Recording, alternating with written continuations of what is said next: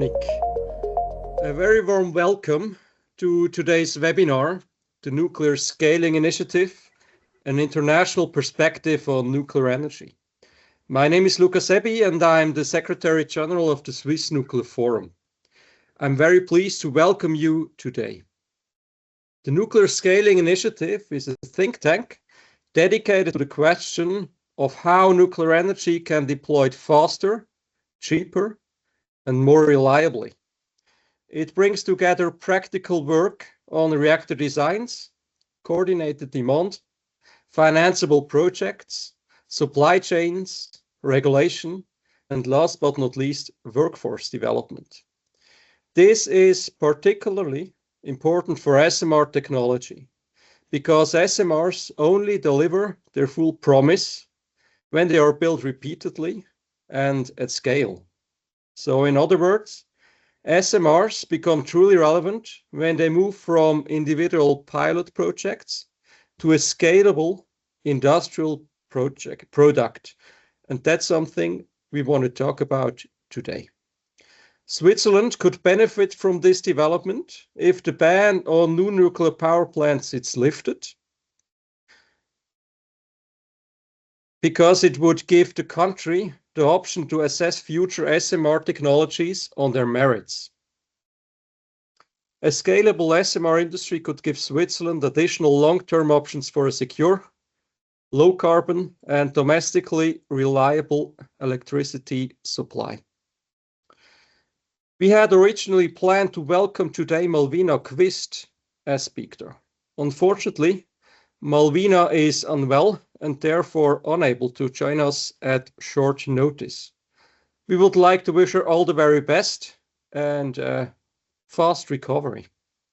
We are, however, very pleased that Lindsey Popken has kindly agreed to step in and present on her behalf today. Lindsey is Program Implementation Manager Nuclear at the Clean Air Task Force. She manages the nuclear program, works directly with Malwina, and is closely involved in the Nuclear Scaling Initiative. We are therefore very grateful that she can share her perspective with us today. I wish you an engaging session, and I'm now very pleased to hand over to Lindsey. Thank you very much.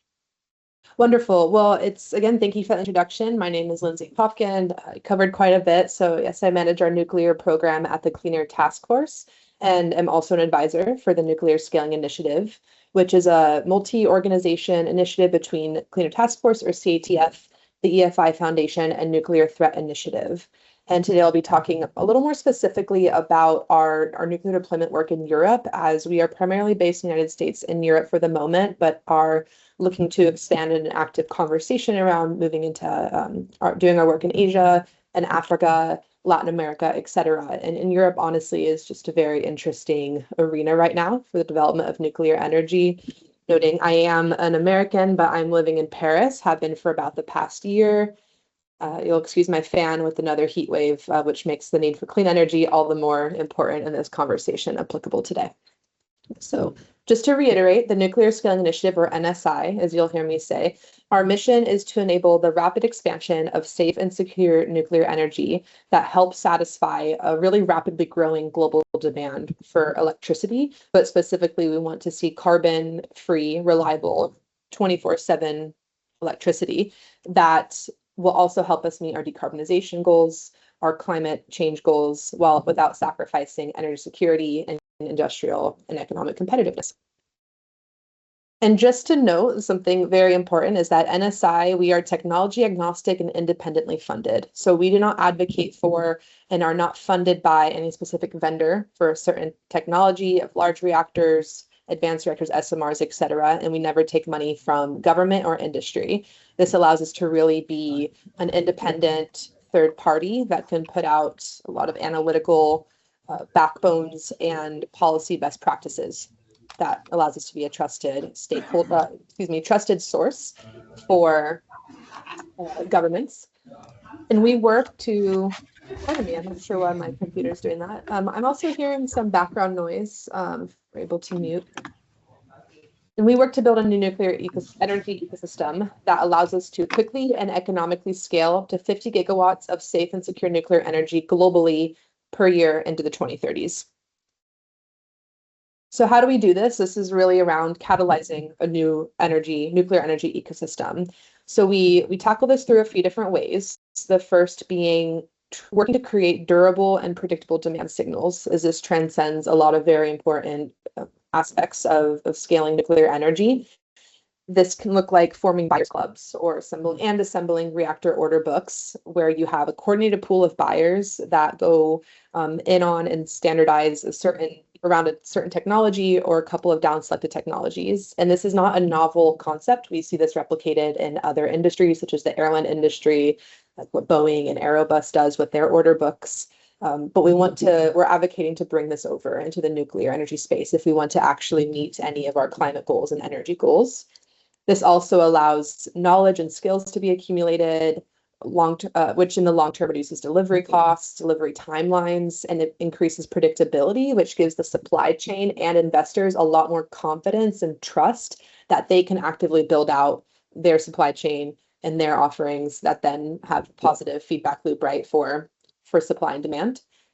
This also looks like, again, as I mentioned earlier, equipping decision makers with the trusted tools that help them identify the right technologies for their needs, never wanting to undermine any one national sovereignty of any government around the world. So we know that every country and every region has unique needs. So how can we just best put forward different tools, different options, different frameworks that then can be adapted to fit their economy, their systems, et cetera? Of course, we promote the safe expansion of nuclear energy globally. So this looks like a proliferation, resistant uranium fuel cycle with direct disposal. So we're not compromising energy security or global security. We also really work to advance and propose well-informed, cohesive, efficient regulatory frameworks that allow reviews to be streamlined within and across borders without the compromising of safety, because that really also adds to delivery costs and timeline delays. And then lastly, this work cannot be done without people and without the things that allow it to be built. And that's what the supply chain and workforce is included in that, as was mentioned in the introduction. All right, so what does it look like to actually deploy a fleet of new nuclear reactors in Europe and in the West more generally? So we know that Europe, and I'm sure we're all aware of, is definitely having a nuclear moment, or a renaissance has been used, albeit a little more dramatically. We're seeing existing countries such as Romania, Czechia, Sweden, France, and Finland expanding their current fleets, whether through large reactors or intend to build advanced reactors and SMRs. But then we're also seeing new entrants such as Poland, Estonia, Croatia exploring nuclear development for the first time, which is really exciting. And then we're seeing potential reversal or revisiting of previous policies that were looking to phase out nuclear, such as in Belgium. And then you see member states such as Italy and Netherlands that have been really impacted by the various crises that are impacting fossil fuel imports and natural gas, looking to expand the role of nuclear energy, revisit whether it's through storage or actually generating nuclear energy to power their grids.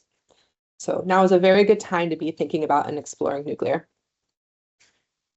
So while there's this ambition, and I'd say globally there is an ambition, the actual delivery reality looks a lot different. When we're looking at Europe and in the latest pink or nuclear illustrative program, I get the French and the English mixed up, there is an intent or a hope to have 60 gigawatts or more of new nuclear on the grid by 2050, with SMRs adding a potential further 17 to 53 gigawatts. And that's very ambitious. And we would love to see it, again, to have this 24/7 carbon-free, reliable power. But we need a lot of action that goes behind that. And that includes a lot of investment as well, for 200 billion into the EU nuclear infrastructure. We have a lot of member states that have active nuclear programs that may have slowed build times or are exploring, but no real projects signed or intend to start building. And then just recently in March, we had the EU SMR strategy released, which was very anticipated and a very strong show of support for nuclear at the Brussels level, which a few years ago would have been pretty unheard of, right?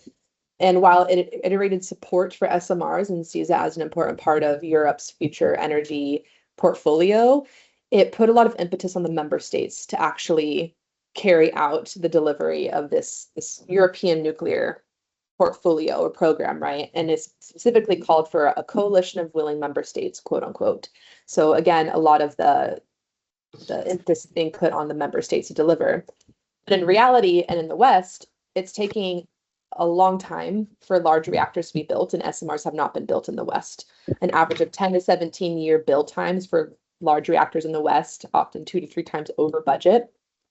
Every project is treated as a first of a kind, or FOAC, as we call it, in its host country, which means that every project is just a one-off random build.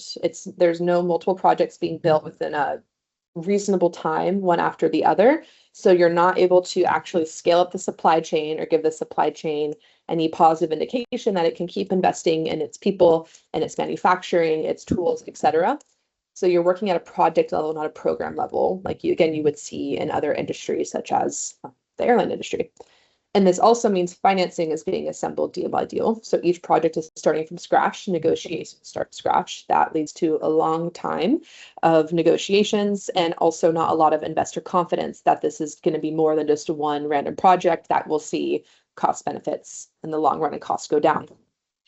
So the issue here and the constraint is not technology, and I'd say it's not technology outside of Europe, but globally, there's a lot of innovation happening. It's how we're actually delivering these projects.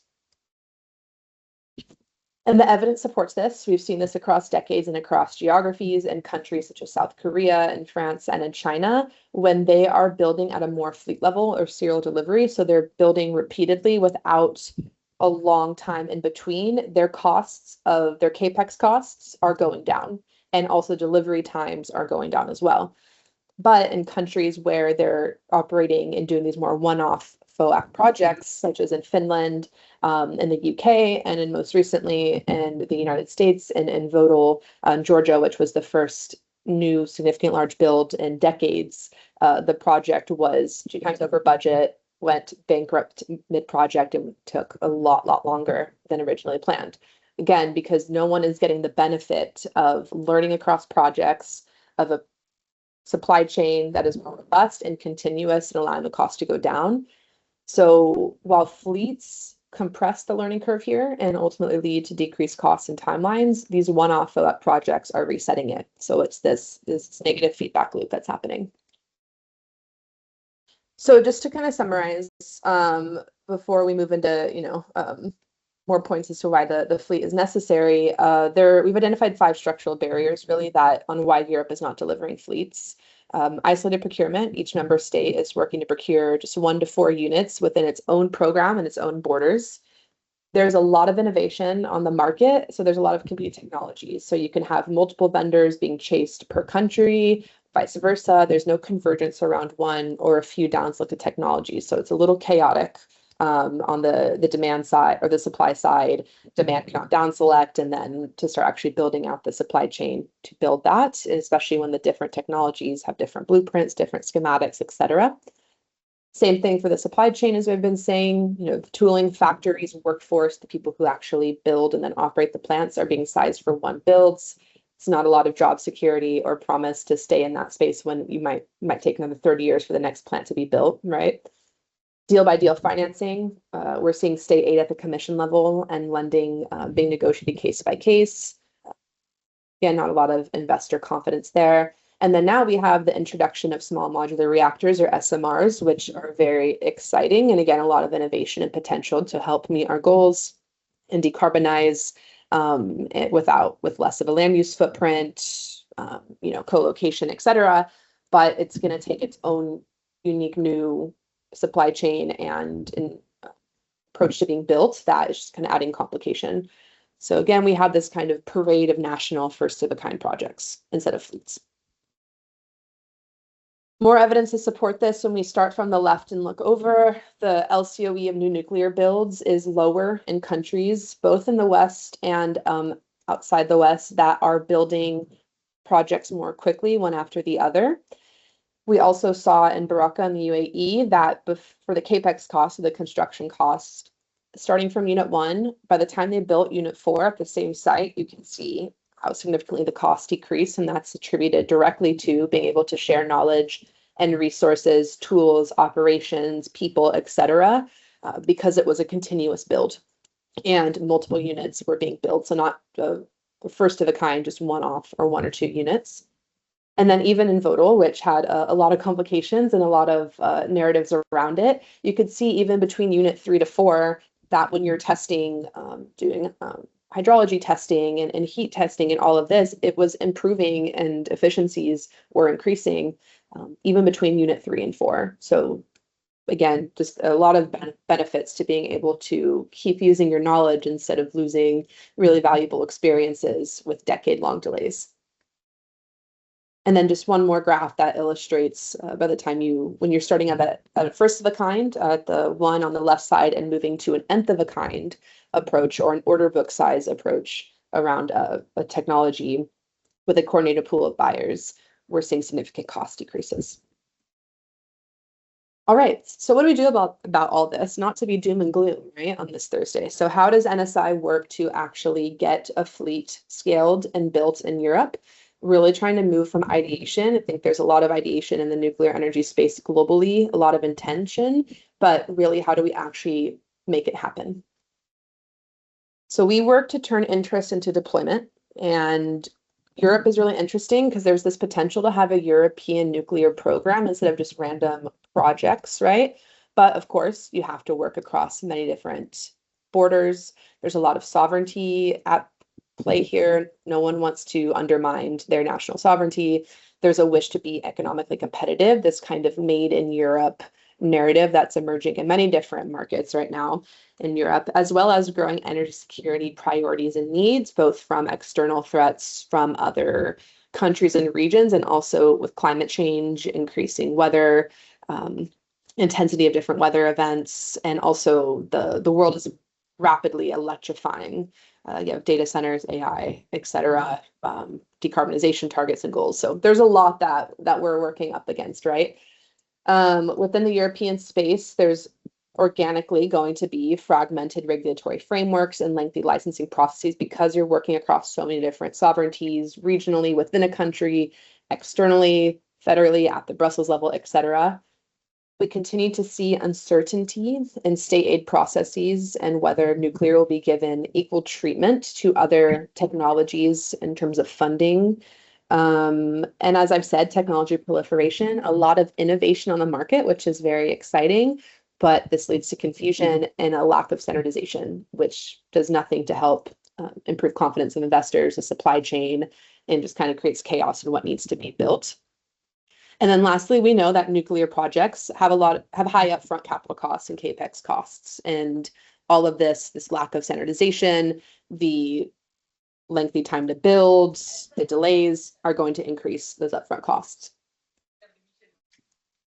So we approach this through a few different ways. We really see it as engagement at the EU policy level and doing close country level planning and decision maker education and really giving analytical backbones. And again, that independent third party knowledge and data that countries can then use as they're planning out their programs and also participating and collaborating with other countries, especially around as countries naturally start to form clusters and down select on the different nuclear technology. And then also using our policy experience and our thought leadership and data to help better informed market development around supply chain, workforce, giving countries and decision makers more confidence and trust around, okay, this reactor would do this for me in terms of XYZ, or this output is actually going to be able to work with how my grid works, interconnectivity, this is what workforce development I need to start doing, et cetera. Because we know that in order to scale anything, within nuclear, apologies, I think there's some ghost moving my laptop. Scaling nuclear is requiring coordination. It's not just around technology. So we can have all the technology on the market that looks super cool and can do a lot, but it means nothing if we're not coordinating and work together to get it built. So I've been kind of soft launching and alluding to a lot of these, but we have identified today 5 different levers that help unlock fleet deployment. And say this also starts to apply outside of Europe, right? It's kind of a nice formula. So 1, aggregating demand. How do we combine multi-country demand into a single offtake commitment? This sends positive signs and triggers the supply chain to start supplying and building for construction and operation. And again, creates this program. And that's where order books come in. So having an order book, that really sends those really positive demand signals to the supply chain. And then we move to lever 2, which is freezing a design, standardizing a technology. It can be around, and again, NSI does not advocate for a single technology. We just want to see one that is safe and effective and chosen and converged around. This locks in specifications across buyers, across borders and regions, and helps ensure that there's no random, national variance, right? There's agreement that we're going with XYZ vendor. Moving to lever 3, having some sort of center of excellence or knowledge sharing platform that allows people, industrial capacity, training to transfer within and across borders. And this can also help invest jointly around fabrication, different components and different skill. It's cheaper for all involved, allows the supply chain to be more robust and bigger more quickly. And then lever 4, which is one that's always a hot topic in every nuclear conversation, is financing. And we need more portfolio-esque de-risked options. So this is often we've heard from stakeholders and we're seeing happen in real time that it's going to be some kind of combination of public-private equity. So how can we help inform policy and have Brussels offer EU-level funds that anchor capital from member state guarantees, wanting to get technology neutrality recognized at various multilateral banks, including the EIB, European Investment Bank, and overall having a blend of public-private equity and financing. And then lastly, maybe a little less glamorously, but certainly not least, is regulation and licensing. So when you're working across borders, even we hear within countries that there's within different regions or provinces, there's bickering and infighting about how something is regulated and licensed. We need a more mutual recognition of licensing reviews, which NSI has been working to develop frameworks for globally, but today I'm speaking to you about Europe. So having mutual recognition to allow for cross-border collaboration, because having a one-size-fits-all harmonized approach is very unrealistic within Europe and globally. We know that. So then what is a realistic but effective licensing approach? And that's mutual recognition or joint licensing, joint reviews, etc. Beautiful. So we can think of it if the EU is setting the rails that this nuclear toolbox of options runs on, the member state is committing to putting the trains on the rails. So at the EU level, we need to see, and which I'll speak to in a moment, work to offer first-of-a-kind novel cross-border licensing frameworks that better allow for mutual recognition and joint review that cuts down duplication and just frankly a lot of red tape and bureaucracy that slows down processes unnecessarily. Working to expand existing policies and financing mechanisms that give technology neutrality and equal treatment to all available technologies, including nuclear, that will help us decarbonize, meet our climate goals, economic goals, etc. Keeping an eye on MFF, EIB instruments. State aid was one that was, for a while really not open for nuclear. So that's been great to see that be more amended and more amenable to nuclear energy. Needing more clarity and predictability there, though, right? In terms of which kind of nuclear projects get funded, whether it's going to be consistently funded, and also holding across all project life cycles as nuclear. There's high upfront capex cost and investment, but in the long run, operationally, it's cost effective and it's reliable. But we need stability so that financiers and member states will know that they'll have consistent funding across the projects. And then lastly, again, but we keep emphasizing it because this demand and supply piece is so important here for how you actually get a fleet of nuclear reactors built, is aggregating demand across borders. There's been some natural technology clusters happening, which is very exciting.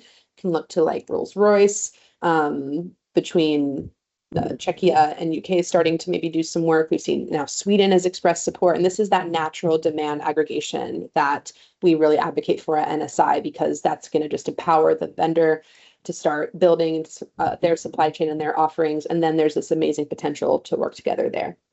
But the member states have to commit to this, right, and put that forward. So it's continuing to align around the small number of technologies. aggregating their demand within and across borders, joining formally or informally a coalition of the willing, committing to an order book, and then coordinating their regulators and supply chains. There's a lot of work to be done. Nuclear is not the only agenda item for everyone involved. So how do you work smarter, not harder, is how I always think of it. And then lastly, again, the building of a blended financing and risk sharing model. So I would find the train analogy really helpful. The EU is helping to set the rails, and that was really expressed in the SMR strategy. Again, this coalition of the willing, this you go out there and do the work, and then we'll help remove barriers. But the member states have to build the trains, put it on them, and then that helps keep, hopefully, the EU accountable. So it's this collaborative space where no layer is working alone or in a fragmented way. All right, so just a couple more slides, just to emphasize how we're putting this into practice at NSI. So we were very excited to see our recommendations, policy-wise, and all of this market development, country level planning, et cetera, reflected in this SMR strategy that was put out in March, which again is the most significant EU-level commitment to nuclear deployment in a generation. So would not have been heard of just 5-10 years ago. We were also pleased to see our recommendations reflected in the 2025 update of the EC's Nuclear Initiative Program, or PINC, the French acronym. It's not really intuitive there. We also do a lot of work around at the member state level, as I said, so helping to submit comments and best practices and recommendations in that independent way for Poland's national SMR strategy and their national nuclear energy strategy, submitting on the European Commission state aid framework, the roadmap to removing reliance on Russian imports, and many others. So it's really this policy level expertise, our policy best practices, as well as the data that we're working to build to emphasize our arguments and really illustrate why this fleet strategic coordinated approach is everyone's best interest to accomplish all these nuclear ambitions. One program we were very excited about that just wrapped up a few weeks ago is we regranted in this very novel way to NGOs and think tanks in Central and Eastern Europe and Brussels to work on nuclear. So we regranted in Poland, Romania, Czechia, and at the broad Brussels level for these NGOs or think tanks to develop tailored nuclear policy, regulatory recommendations, industry analyses, et cetera, for the EU member states. That one is around showing that there is a growing expertise needed within the nuclear space, but also working to build internal capacity within these member states that have expressed pretty strong commitment to expanding their fleets or building one in the case of Poland for the first time. This gives decision makers and the public that third party, non-government, non-technology funded information that can help inform policies from the ground up. With those best practices. And then just a few months ago, this culminated in a final invitation-only event in Brussels, which was the first of its kind, and that was all NGOs and think tanks in one room supporting nuclear and pushing for nuclear, which was really exciting.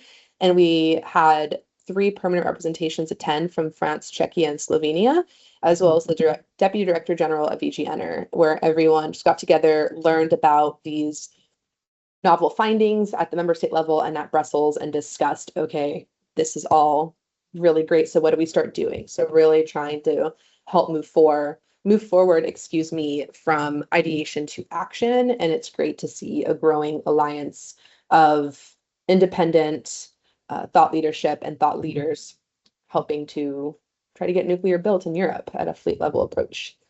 And then lastly, we also recently worked with the Center for the Study of Democracies, a Bulgarian-based NGO, to update their critically acclaimed energy security index with nuclear. So really showing quantitatively how nuclear ties into, helps bolster electrical grids across Europe and directly increases a member states' energy security when it's strategically placed with renewables and other electrified forms of power. Again, working to increase this evidence base for decision makers to move from intention. This is globally, right? Of yes, we want nuclear. It's kind of the Renaissance, the thing to say with here is evidence that nuclear is a very strong energy source for decarbonization goals, for minimal land use footprint, for reliable 24/7 power that's not vulnerable to the really a lot more uncertain weather patterns we're seeing at all times of year, etc. Okay, so my final slide, and then I will stop talking for a bit for questions, is so where are we going from here? Again, continuing to work to close the gaps between ambition and deployment. The first, really diving further into tangible options and frameworks around policy innovation, including a reliance-based licensing framework that we commissioned around, again, if harmonized licensing, which we heard repeatedly when we were discussing with different governments and stakeholders globally, that harmonized system is very unrealistic. So, okay, here is a tangible, more realistic option that better could allow for cross-border licensing and help reduce those slowdowns and those barriers. So we're actively in the feedback stage of that, working directly with member state regulators to get feedback and experts, hearing that it's very plausible. How do we refine it? What do you need to keep moving it forward, etc. So that's really exciting.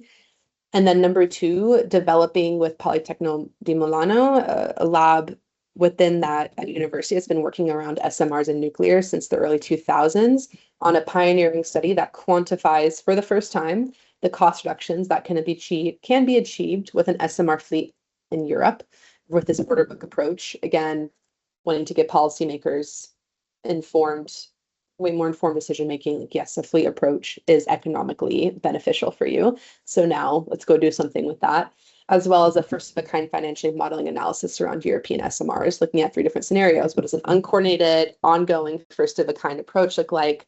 More coordinated procurement, as well as a full order book. And then lastly, but certainly not least, is continuing to drive forward our impact through strategic dissemination, knowing we're seen as third party, we're not fueled by any kind of government or technology vendor. So how can we help policymakers, regulators, industries, the media, financiers, et cetera, make more confident, informed decisions with this overarching mission of it being in a coordinated, cost-effective way via nuclear fleets to help us meet our climate goals. And with that, I will stop and pause for questions. I really appreciate everyone's attention and look forward to the discussion. Thank you very much, Lindsey, for your excellent presentation and for sharing your insights into the Nuclear Scaling Initiative. And I would also like to thank Emilia for answering all the questions. Of course, we have presents for you. We wanted to send you some Swiss chocolate, but now I have a little bit of fear that it will be melted when it's in Paris. So we will find something different. But of course, we will send you a present later.